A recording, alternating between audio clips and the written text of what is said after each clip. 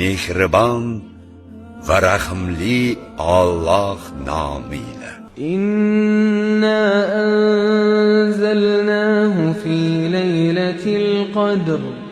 Albatta biz uni, Qur'onni, Lavhul Mahfuzdan birinchi osmonga Qadr kechasida nozil qildik.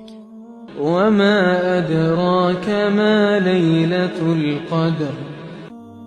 Ey Muhammad, Qadr kechasi nima ekanini sizga ne ham anglatur. Laylatul qadri khayrun min alf shahr. Qadr kechasi 1000 oydan yaxshiroqdir. تنزل الملائكة والروح فيها بإذن ربهم من كل أمر.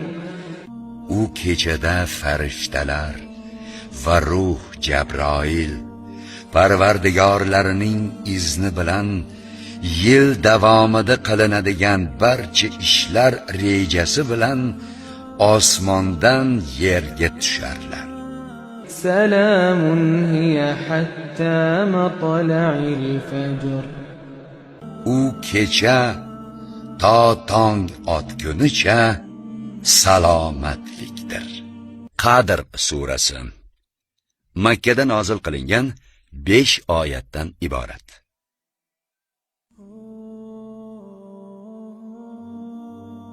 Qadr so'zining turlicha ma'nolari bor. Jumladan qadr qimmat, o'lchov, miqdor. Bu yerda bularning har biri to'g'ri kelaveradi. Zero bu kechaning qadr qimmati 1000 oydan ulug'ligi va bu kechada 1 yillik ishlar o'lchanib, rejalashtirilishi bunga dalildir.